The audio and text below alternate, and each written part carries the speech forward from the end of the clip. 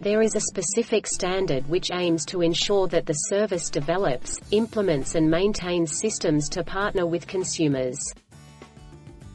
Effective partnerships exist when people are treated with dignity and respect, information is shared with them, and participation and collaboration in healthcare processes are encouraged and supported to the extent that people choose.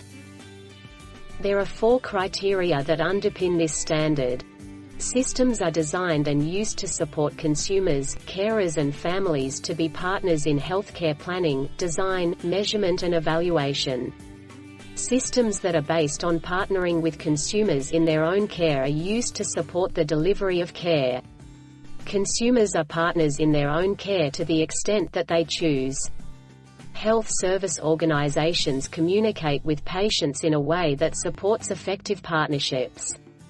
Consumers are partners in the design and governance of the organization. There are 14 actions or activities that the service should have in place to meet this standard. Let's look at some of the questions the assessors may ask you about how we partner with consumers.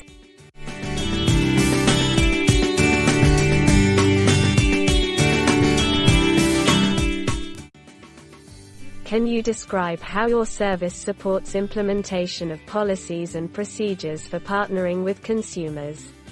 We have a consumer engagement policy and an organizational structure that reflects the involvement of consumers.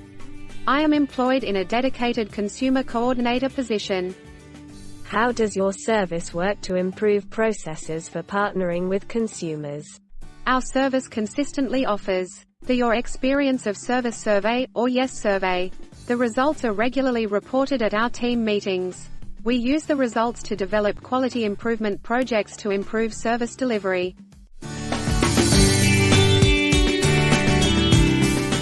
How does your service ensure that consumers and carers are aware of their rights and responsibilities? We have signage which displays the Charter of Healthcare Rights. The YES survey specifically asks if the consumer has received an explanation of their rights and responsibilities. We also ensure that consumers and carers get a brochure on their rights and responsibilities as part of their admission pack. How does your service monitor compliance with consent processes? We have a standard consent form and we undertake a regular audit of compliance with informed consent. It shows that we are consistent with our consent policy. How are staff supported to identify carers?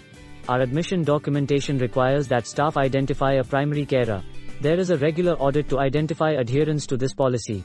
How are consumers and carers involved in planning and making decisions about their care? We have a standard set of care planning tools including a recovery plan, inpatient patient safety plan. These plans are the subject of regular audit and the results are reported at clinical governance meetings and at team meetings. How do staff know the importance of partnering with consumers?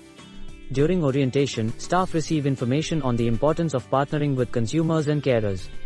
These sessions include an overview of the Consumer Participation Program, with a focus on co-design in service planning and the delivery of care. I can show you the results of training evaluations.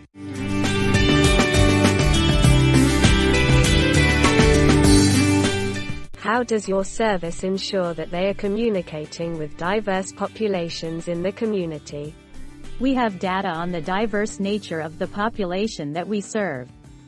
We use this as part of our strategic planning process. Cultural awareness and cultural competency training are available, and the uptake is reported. The YES survey specifically asks if our service respects an individual's culture, and this survey is available in a variety of community languages. How does your service involve consumers and carers in the development of consumer information resources? We have minutes of our Consumer Consultation Committee. This committee reviews and makes comment on all the resources developed in the service. How does your service involve consumers and carers in governance, planning and service development? Consumers and peer workers are actively involved in a variety of corporate and clinical governance meetings. I can show you minutes of meetings that reflect this. Consumers and carers are also actively involved in the development and delivery of educational resources in our service. What other evidence could your service provide to meet this standard?